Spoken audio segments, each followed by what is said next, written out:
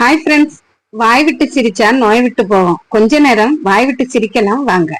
லண்டன்ல தூங்குறதுக்கு முன்னாடி கேளுங்க, ஆண்களுடைய கொடுமையை கேளுங்க, பட்டிமன்றத்தை அப்புறம் கேட்போம்.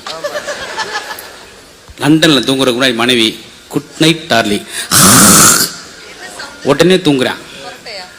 அமெரிக்காவில் தூங்குறதுக்கு முன்னாடி ஸ்வீட் ட்ரீம்ஸ் உடனே கணவன் தூங்குறான். ஜப்பான்ல தூங்குறதுக்கு முன்னாடி மனைவி திலகாஜி ஹோம் பூம் உடனே தூங்குறான். சீனாவில் மனைவி தூங்குறதுக்கு முன்னாடி புருஷங்கிட்ட. நம்ம ஊர்ல மனைவி தூங்குறதுக்கு முன்னாடி கதை முட்டாட எருமாட்டு போல கதை முட்ட மானம் கட்டணும். உனக்கெல்லாம் ஒரு கட்டுலு சோபா நீ கேட்ட கெடுக்கு, உனக்கெல்லாம் நீ வேலை பார்க்கற உன் சம்பளத்தை கொண்டு வந்து கொடுக்கறதுக்கு கட்டுலு பகுமானமா போட வெளியே வர்றா மாட்டு தொழுவத்துல இந்த சாக்கு. ஆமா, காலைல 7 மணிக்கு எழுப்புது, அப்படியே தூங்கிட்டான் பாவம். இவ்வளவு வசவு கேட்டவன் எப்படிங்க மனுஷன்?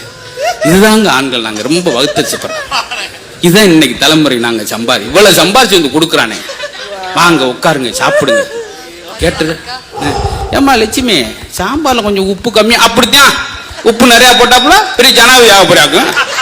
சைக்கிள் ஓட்டணும் போகப்படா இவ்வளவு உப்பு. சைக்கிள் ஓட்டுனா உப்பு கேட்க கூடாதா சார்?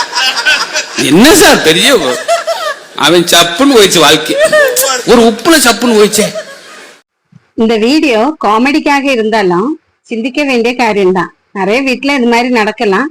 அப்படி உங்களுக்கு தெரிஞ்ச ஏதாவது சம்பவம் இருந்திருந்துன்னா கமெண்ட் பாக்ஸ்ல தெரியப்படுத்துங்க.